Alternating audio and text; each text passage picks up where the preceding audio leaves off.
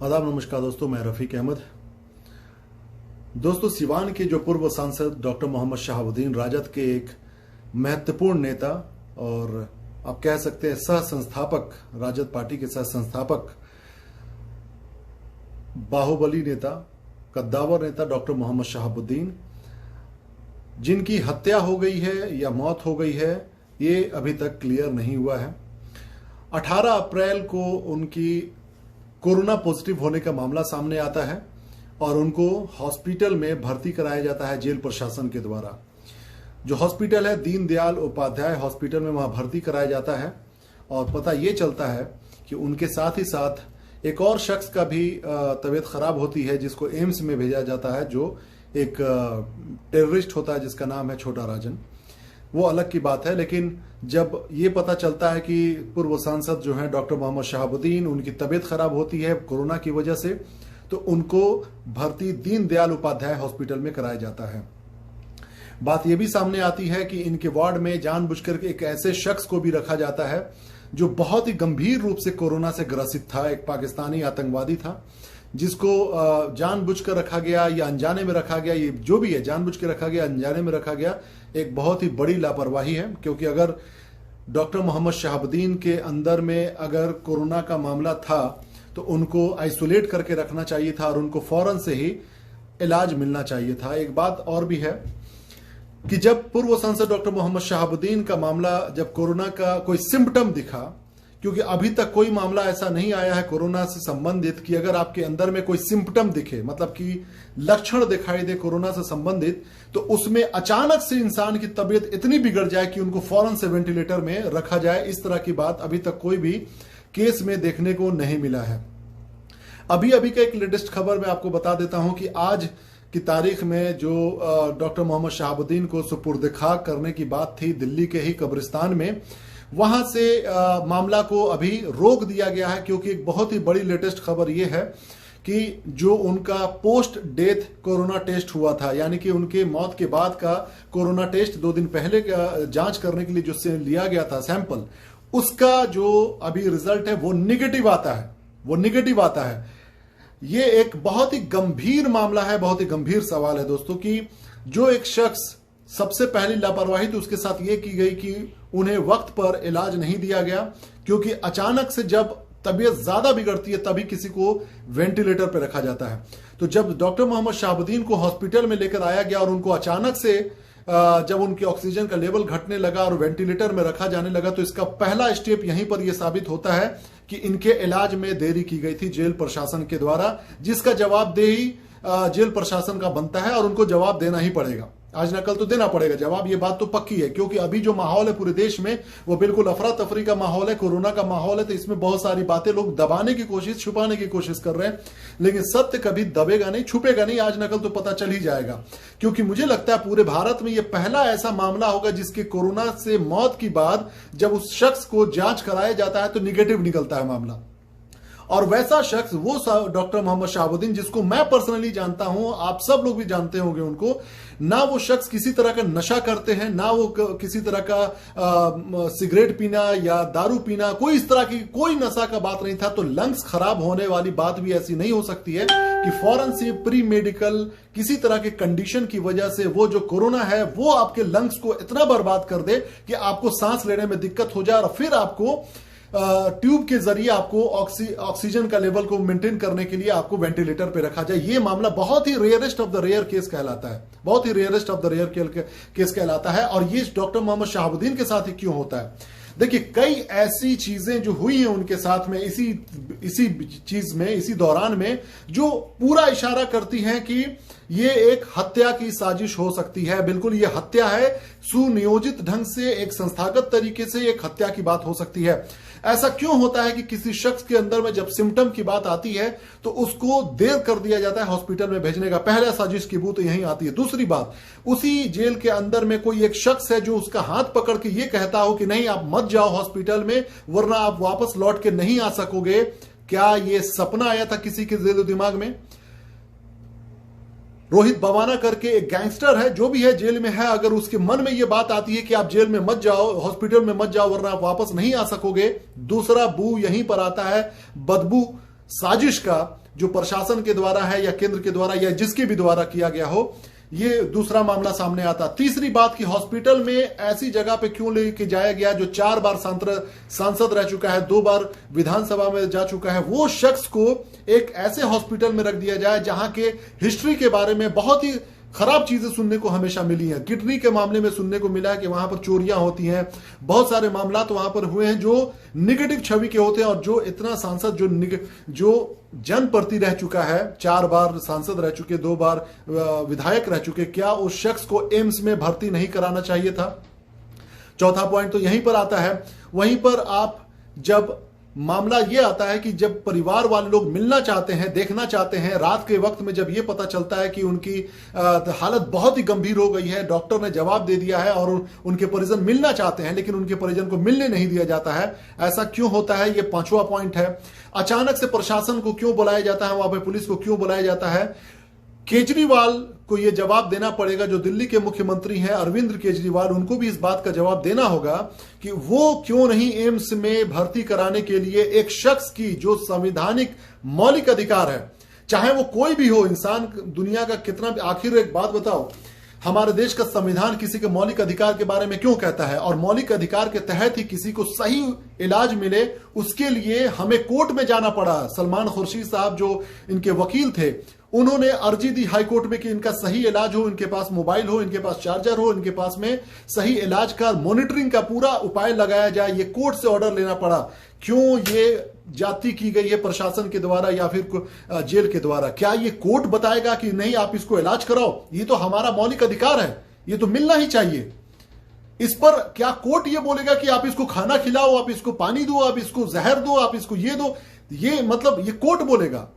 Court जाना पड़ा, इसका मतलब साफ था कि कहीं ना कहीं इस बात का शक था कि इनके साथ में जाति की जाएगी, इनके साथ में कोई ना कोई गलत काम किया जाएगा। और ये बात साबित हो भी जाती है। अगर ये कोरोना का मामला निगेटिव अगर आ जाया है तो इसका मतलब साफ है कि जो पॉजिटिव बताया गया है, वेंटिलेटर में रखा गया, ऑक्सीजन का लेवल लगातार घटता रहा गया है, परिवार वालों को मिलने नहीं दिया गया, इसका मतलब साफ है कि कहीं ना कहीं ये जो मामला है इसके पीछे बहुत बड़ी साजिश का एक षड्यंत्र नजर आता है। अब चूंकि इतनी बड़ी बात है कि बहुत सारे लोग तो ये भी कहते हैं कि दुनिया में कोरोना जो है बहुत बड़ा षड्यंत्र है, और ये लोग कहते कहते थक जा रहे हैं लेकिन कुछ साबित नहीं कर पा रहा। लेकिन भारत में अगर आज भी जुडिशियरी और हमारे देश के लोकतंत्र और संविधान इतना स्ट्रांग है कि अगर सही मायने में जितने भी लोग हैं, जितने भी शासन में लोग हैं और जो इनके पार्टी के नेता हैं, बड़े नेता हैं, अगर वो ईमानदारी से कोशिश कर दें, अगर वो बड़े वकीलों को पकड़ के इसके पीछे जांच कराने की बात करें, इनका सही से थॉरोली पूरा साइंटिफिक वे में जांच कराने की कोशिश अगर करें, तो सच्चाई कहीं ना कहीं सामने आएगी और कुछ ना कुछ ऐसे कल्प्रिट जो अपराधी होंगे वो पकड़े जाएंगे, चाहे वो जेल प्रशासन में हो, चाहे हॉस्पिटल में हो, या फिर जानबूझकर इनके साथ कोई ऐसी हरकत कर दी गई है जिसकी वजह से सांसें रुक गई हैं और इंसान की हत्या हो गई है। यह बहुत ही गंभीर सवाल है दोस्तों, ये कोई छोटी बात नहीं है, एक बहुत बड़ा। देखिए, ये कोई सिवान की राजनीति की बात नहीं है, ये पूरे बिहार और देश की एक लोगों के अधिकार की बात है। एक पूर्व सांसद के साथ जब ऐसा किया जा सकता है तो आप समझ सकते हैं कि जिस देश में ऑक्सीजन की कमी है, जिस देश में दवाओं की कालाबाजारी हो रही है, जिस देश का नेता दलाली खाने के लिए बैठा हुआ है, उस देश में आम लोगों को किस तरीके से मार दिया जाता होगा, ये बोलकर कि नहीं कोरोना ने इसको मार दिया है, और तमाम चीजों की कालाबाजारी किया जाने लगा होगा, पैसा ऐंठा जाता होगा हॉस्पिटल के द्वारा और दवाओं के नाम पर। एक जब पूर्व सांसद के साथ में ऐसा किया जा सकता है, जब उनके साथ इतने डिस्क्रिपेंसीज हो सकते हैं, इतने मतलब कंट्राडिक्शन हो सकते हैं, मतलब एक ही इंसान के हॉस्पिटल आने से लेकर उनकी मौत तक के मामलात में कई ऐसे कंट्राडिक्शन पैदा हो गए, कई ऐसी बातें जो विरोधाभासी हैं, जो पच नहीं पा रहा। एक होता है इंसान की चलो आंखों के सामने दिखाई दे रहा है कि इसको खांसी हुआ, इसकी तबीयत खराब हुई, इसके सांस में कमी होने लग गई है, फिर इसको हॉस्पिटल लेके जाया गया, उसकी जांच हो जाती है और उसको मौत हो जाती है, तो इस समझ में आता है कि चीजें कैसे स्टेज वाइज हो रही हैं। एक इंसान जो जेल में है वो बिल्कुल फिट है, थोड़ा बहुत सिम्टम आता है, हॉस्पिटल आता है खुद अपने पैरों पर चलकर। वहीं पर डॉक्टर मोहम्मद शहाबुद्दीन की पत्नी भी दिल्ली में है और उनके बेटे बेटियां भी हैं। आपको यकीन नहीं होगा कि पत्नी को भी कोरोना पॉजिटिव पाया गया था और उनके बेटा को भी, लेकिन ये दोनों निगेटिव हो जाते हैं, बाद में बिल्कुल को होम क्वारंटाइन होते हैं, जो भी प्रिकॉशन लेना रहता है वो प्रिकॉशन लेते हैं और ये बिल्कुल फिट हो जाते हैं। लेकिन जब किसी इंसान को पूरे हॉस्पिटल की फैसिलिटी दी जा रही है, उस इंसान की मौत हो जा रही है, ये कैसे हो सकता है? एक आम इंसान जिसको किसी तरह की फैसिलिटी नहीं मिल रही है, उसकी हत्या माना जा सकता है बिल्कुल कि बिल्कुल ये मर गया इंसान फैसिलिटी की कमी की वजह से। लेकिन जब एक अलग किस्म का केस आता है जिसको एक हाई प्रोफाइल केस कहा जा सकता है, उनको हॉस्पिटल में भेजा जाता है और वहां पर अगर उनकी मौत हो जाती है तो ये खुद में एक विरोधाभासी बात है, ये खुद में एक कंट्राडिक्शन वाली बात है। ऐसा क्यों हो रहा है? आज की तारीख में मैं बता रहा हूं, आज कोरोना का टेस्ट हुआ उनके मृत शरीर से सैंपल लेकर, तो उसमें यह पता चला है कि ये कोरोना निगेटिव है। कोर्ट में मामला गया हुआ है, बहुत ही जल्द इस बारे में कोर्ट का फैसला आएगा कि क्या करना है आगे, क्या जांच होगी, क्या जांच नहीं होगी। अब इसमें एक बहुत ही महत्वपूर्ण रोल 3 राज्यों का होगा, 2 राज्यों का होगा, एक दिल्ली का, एक हमारे बिहार का। बिहार के सरकार का अगर साथ रहा, नीतीश कुमार इसको ये बोल देते हैं कि ठीक है, अगर निगेटिव हो चुके हैं तो सिवान लाया जाए इनकी लाश को, क्योंकि सिवान की जनता और जो उनकी चाहने वाले लोग हैं और सिवान की सरजमीन पर उनका हक है। आप ऐसे किसी को आप डिप्राइव नहीं कर सकते, वंचित नहीं कर सकते हैं उसके अधिकार से। अगर एक इंसान जिसका जो पैतृक गांव होता है, जहां पर वो पैदा होता है, वहीं पे जीता है, वहीं पर अपनी पूरी जिंदगी बिताता है, उसकी ख्वाहिश भी यही होती है कि अगर मुझे दफनाया जाए या मुझे जलाया जाए शमशान घाट में, तो वो अपने पैतृक गांव में ही आए। ये हक है उसका। क्या प्रशासन इस बात की गारंटी नहीं दे सकती है कि अगर वो सिवान में आते हैं तो वो प्रशासन इस तरह से कंट्रोल करेगी जिससे कोरोना का जो गाइडलाइन है उससे ब्रेक नहीं हो? और लोग, मैं उम्मीद करता हूं जितने भी ये लोग देख रहे हैं, जो सिवान में भी लोग होंगे, वो लोग भी इस बात का ख्याल रखेंगे कि कोरोना का किसी तरह की गाइडलाइन को ना तोड़ा जाए अगर वो सिवान में लाश को लेकर आया जाता है, उनकी बॉडी को लेकर आया जाता है। लेकिन सवाल यहां पर है कि क्या तेजस्वी यादव इस पॉइंट पर, जिनको वो अपना चचा कहते हैं, तेजस्वी यादव जी शहाबुद्दीन साहब को चचा कहते हैं, क्योंकि इसमें कोई शक की बात नहीं है दोस्तों, ये बात बिल्कुल मतलब हर वो इंसान कहेगा जो राजद को बहुत अच्छे से जानता है, जो बहुत पुराने उनके सदस्य हैं, कि डॉक्टर मोहम्मद शहाबुद्दीन को जो लालू प्रसाद जी हैं मानते हैं, इसमें कोई शक की बात नहीं है, वो उनको मानते हैं। और मैं ये भी दावे के साथ कह सकता हूं कि उनकी आंखों से आंसू भी निकले होंगे जब ये खबर उन तक पहुंची होगी कि शहाबुद्दीन साहब की मौत हो गई है या हत्या हो गई है, कोताही करके, बदमाशी करके और उनके साथ में जाति करके। मैं दावे के साथ कह सकता हूं कि लालू प्रसाद जी की आंखों से जरूर आंसू आए होंगे। लेकिन ये वक्त है उनके उस एहसानों का बदला चुकाने का, उनके बीवी बच्चों को, जो बीवी बेवा हो गई है, जो बच्चा यतीम हो गया है, उनके साथ खड़े होने का, मजबूती के साथ में। आप यकीन मानिए, मैं पिछले 4 दिनों से लगातार कंटिन्यू मॉनिटर कर रहा हूं, कंटिन्यू में कांटेक्ट में हूं बहुत सारे लोगों से जो वहां पर मौजूद हैं, कंटिन्यू वहां पर मौजूद हैं, हॉस्पिटल से लेकर मैडम के घर तक, हर लोग कंटिन्यू साथ में बातचीत हो रही है। लेकिन कहने का मतलब ये, जितना मेहनत इस वक्त अकेला एक लड़का जो पढ़ लिख कर अभी फौरन आया था इस पॉलिटिकल लाइफ में, पॉलिटिक्स भी करने के लिए नहीं आया था, अपने घर आया था, और अचानक से उसके ऊपर में इतना बोझ पड़ जाए एक ओसामा नाम के इस बच्चे पर, इस शख्स पर जो शहाबुद्दीन साहब का लड़का है, और उसको किसी तरह का किसी का सपोर्ट ना मिले, ये एक बहुत बड़ी जाति है।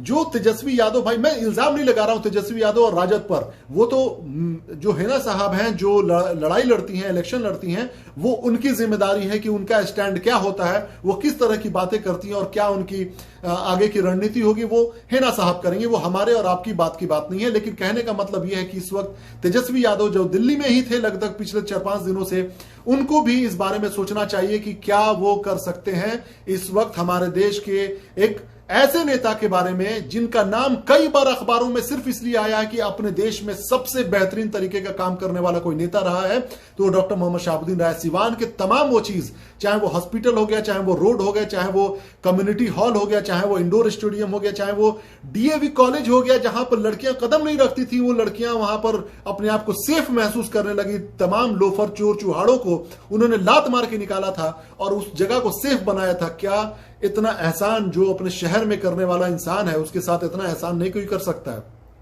ऐसे कई मौके आए हैं जब राजद के लिए शहाबुद्दीन साहब ने बहुत बड़े बड़े कदम उठाए, बहुत बड़े बड़े काम किए हैं। चाहे वो राबड़ी देवी जी को मुख्यमंत्री बनाने की बात हो, लोकसभा में चाहे जो विपक्ष के नेता जो बाहें चढ़ा चढ़ा के बहुत उल्टे सीधे बातें कर रहे थे, उस समय सिर्फ शहाबुद्दीन के खड़े हो जाने भर से लोगों में अनुशासन आ जाना, यह बहुत बड़ी बात होती है और ये सबके बस की बात नहीं होती। आज की तारीख में अमित शाह को भी लोग सवाल कर देते हैं, जो इतने बड़े पोस्ट पे बैठा हुआ है, और अभी कहने वाले लोग ये भी कह रहे हैं कि इन तमाम चीजों में अमित शाह का भी हाथ है। होम मिनिस्ट्री का भी हाथ है, ये तमाम लोगों का कहना है, इस तरह की बातें हैं। अब ये तो ऊपर वाला बेहतर जानता है, और जांच जब होगी तो पता चलेगा कि किस तरीके से ये संस्थागत तरीके से इस चीज को अंजाम दिया गया है कि एक ऐसा नेता जो लाखों करोड़ों का, जो बंदा 15-16 साल से राजनीति से अलग रहा, लेकिन उसके बावजूद भी बिहार की राजनीति, सीवान की राजनीति में वो हमेशा जिंदा रहा, हमेशा उसके नाम पे लड़ाई लड़ी गई, हमेशा उस शख्स के नाम पर वोट मांगा गया, उनके चीजों को बता बता के, झूठी कहानियां गढ़ करके, बातें को बता करके लोगों ने कई बार इलेक्शन जीते।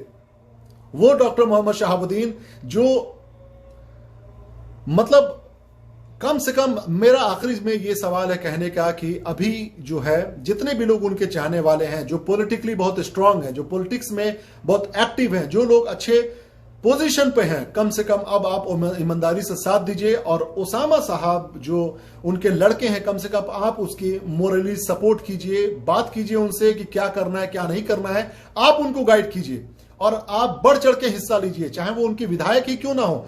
हमारे सिवान के बहुत सारे ऐसे विधायक हैं जो बेचारे साथ हैं, मोरली दुआ कर रहे हैं, प्रार्थना कर रहे हैं और आए दिन बातें कर रहे हैं जिनसे करना है। लेकिन अभी ये वक्त है कि जितने भी हाई कमान, आला कमान के जितने भी नेता हैं, वो लोग खुल के सामने आए, मजबूती के साथ आए और इस बात को एक्सेप्ट करें कि डॉक्टर मोहम्मद शहाबुद्दीन मेरे पार्टी का नेता था और स्ट्रांग नेता था, जिसकी वजह से हमारी पार्टियों ने कई ऊंचाइयां छुई हैं। आज ये वक्त है कि आप उसके परिवार के साथ खड़े रहें। जब आप एक मृत शरीर के साथ नहीं खड़े रह सकते हैं तो कल आप उनकी पत्नी के साथ किस तरीके से खड़े होंगे, ये एक सवाल है। ये सवाल हो सकता है, लोग करेंगे सवाल। लेकिन मैं फिर कहता हूं कि किसी भी तरीके के मंशा पे शक नहीं है। मुझे किसी भी नेता के मंशा पे शक नहीं है कि आप जानबूझ के बात नहीं करना चाहते या जानबूझ के मदद नहीं करना चाहिए, मैं ये बिल्कुल नहीं कह रहा हूं।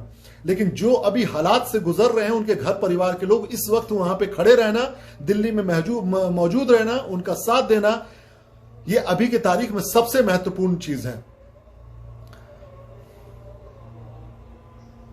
ठीक है, तो ये सारी चीजें आप लोगों के बीच में मैं रखना चाह रहा था कि अभी के तारीख में जो अभी नया मामला ये सामने आया है कि डॉक्टर मोहम्मद शहाबुद्दीन का सैंपल टेस्ट लिया गया था परसों की तारीख में। आज पता ये चलता है कि उनका निगेटिव है, मामला कोरोना निगेटिव है। पोस्टमार्टम हो गया है। पोस्टमार्टम होने के बाद कल रिपोर्ट आएगा कि पोस्टमार्टम में क्या एग्जैक्टली हत्या का कारण रहा है या मौत का कारण रहा है। किसी तरह का इंजेक्शन दिया गया या किसी तरह का जहर दिया गया या किसी तरीके से वेंटिलेटर को सिर्फ दिखाकर ऑक्सीजन की सप्लाई नहीं की गई है। बहुत सारी बातें हो सकती हैं। अगर वेंटिलेटर काम कर रहा था, ऑक्सीमीटर पे लगातार क्यों ऑक्सीजन का जो लेवल है वो घटता जा रहा था, ये एक बहुत बड़ा सवाल है। क्या ऑक्सीमीटर या क्या वेंटिलेटर उसको सिर्फ दिखाने के लिए रखा गया था? देखिए, तमाम चीजें, जब बात शक की आएगी तो हर चीजों पे शक होगा। सबसे पहला ही शक शुरू होता है कि किस तरीके से एक बिल्कुल स्ट्रांग और बिल्कुल मतलब सिक्योर जेल में रहने के बावजूद भी वहां कोरोना पहुंच जाता है। एक मतलब हाई प्रोफाइल मामलात में कैसे वहां कोरोना पहुंच जाता है और क्यों इतनी ताखीर होती है, क्यों इतना देर होता है किसी शख्स के इलाज कराने में कि उसको भर्ती करते के साथ ही वेंटिलेटर लगाना पड़ जाता है। आप किसी भी कोरोना मरीज को देखिएगा, सिम्टम पहले आता है, तबीयत बिगड़ती है, सांस जरूर कम होता है, ऑक्सीजन का लेवल, लेकिन अचानक से इतना कम नहीं होता है कि आप मतलब बिल्कुल वेंटिलेटर पे ही चले जाए। ये तमाम बातें जो हैं बहुत सारे शक पैदा करती हैं और इस शक का इलाज यही है कि इस पर जांच हो ईमानदारी से। और आज की तारीख में जो लोग, उनके परिवार के लोग अकेले हैं, जो पूरी भाग दौड़ कर रहे हैं, जितने लोग साथ देने वाले वो दे रहे हैं। अकेले का मतलब होता है कि पॉलिटिकली आप किस तरीके से उनके साथ स्टैंड ले रहे हैं, किस तरीके से आप उनकी मदद कर रहे हैं, ये चीज। और मैं उम्मीद करता हूं कि जो बिहार के नेता प्रतिपक्ष हैं, जो अभी इस वक्त गए हुए बंगाल में खुशी का इजहार करने के लिए, सेलिब्रेशन करने के लिए ममता बनर्जी जी के पास, यकीन मानिए उसी ममता बनर्जी जी से आप पूछिएगा जरूर कि बंगाल में इस वक्त जो है वीटो पावर का काम मुसलमानों ने किया है। वीटो पावर का काम, जो कांग्रेस वहां पे पिछले बार के इलेक्शन में जितने नंबर पर थी, आज वो 0 हो गई है। लेफ्ट 0 हो गया है, भाजपा का सीट बढ़ गया है। लेकिन इसके बावजूद भी ममता बनर्जी अगर जीती हैं तो वो मुसलमानों के वोट से जीती हैं। एक मुसलमान का जो वोट है, जिस तरीके से वीटो पावर होता है ना, देश के 5 बड़े बड़े देशों के पास, दुनिया के 5 बड़े बड़े देशों के पास वीटो पावर है कि अगर 5 देश मिलकर ये कहता है कि किसी पे हमला करना है, सिर्फ एक देश कह देगा कि नहीं करना है, वो वीटो पावर कहलाता है, तो कोई नहीं आगे बढ़ेगा। उसी तरीके से अगर ममता बनर्जी जीती हैं तो आप उनसे पूछिएगा, तेजस्वी यादव भाई, कि ममता बनर्जी जी आपका जीतने का कारण क्या है? मैं दावे के साथ कह सकता हूं उसमें असल चीज जो आएगी वो ये है कि मुसलमानों का ईमानदारी से उनका साथ देना और अपनी एकजुट होकर अपने अकल का इस्तेमाल करके वोट देना उनके लिए जड़ी बूटी और उनके लिए संजीवनी जो है वो साबित हुआ है। और आज की तारीख में वो जीत गई हैं और सरकार बना रही है दोबारा से। भाजपा वहां के मुंह के खाकर वापस आई है। ठीक है, तो बिहार में भी इसी तरह का माहौल है। बिहार में भी अच्छा खासा मतलब एक तादाद है मुसलमानों का, 15, 16, 17%, 18%। हमारे यादव भाइयों का भी है। जो लोग शहाबुद्दीन साहब से जुड़े हुए ईमानदारी से, चाहे बिहार के किसी भी कोने के, मैं दावे के साथ कह सकता हूं, अगर वो ये महसूस करने लग जाएंगे कि इनको छला गया है, इनके साथ कोई ईमानदारी से साथ नहीं दिया गया, तो याद रखिएगा पार्टी के शाख पे बहुत बड़ा असर पड़ेगा। और मैं फिर कह रहा हूं, मैं ये फिर दोहरा रहा हूं इस बात को कि ऐसा नहीं है कि पॉलिटिकली किसी बात का असर पड़ेगा। इस वक्त सब लोग साथ हैं, सब लोग एकजुट हैं। जैसा भी होगा, तमाम चीजें हो जाने के बाद, अच्छे से तदफीन करने के बाद, सुपुर्द खाक करने के बाद, पूर्व सांसद डॉक्टर मोहम्मद शहाबुद्दीन का नाम जो है के साथ में जो भी पॉलिटिक्स आगे की होगी वो जरूर होगी। क्योंकि सिवान में इतनी बात तो तय है कि अगर किसी के पीछे खड़े रहने की बात तो अब नहीं होगी। अब जो भी होगी वो बहुत ही सामने खुलकर बात होगी। बहुत बहुत धन्यवाद। अपना ख्याल रखिए। इस वक्त डॉक्टर मोहम्मद शहाबुद्दीन का जो आया हुआ है कोरोना रिपोर्ट वो निगेटिव आया है, पोस्टमार्टम हो चुका है। उसका रिपोर्ट कल आएगा। अब जो भी होगा कल होगा, या तो कल दफनाया जाएगा और कल रिपोर्ट को लेकर हो सकता है कि कल प्रेस रिपोर्टिंग भी हो। जो भी होगा मैं आप लोगों के साथ में खबर शेयर करता रहूंगा। और यकीन मानिए कुछ लोग मेरे साथ में जुड़े हुए हैं, थोड़ा सा कोशिश कीजिए कि अपनी जबानों को ठीक रखिए। यकीन मानिए जबान को ठीक रखिए, अदरवाइज कोई फायदा नहीं है। इस रमजान में रोजा रहकर भी आप गाली गलौज वगैरह करें, ये बिल्कुल भी ठीक नहीं है। अपना ख्याल रखिए। बहुत बहुत धन्यवाद। सत्यमेव जयते। जय हिंद।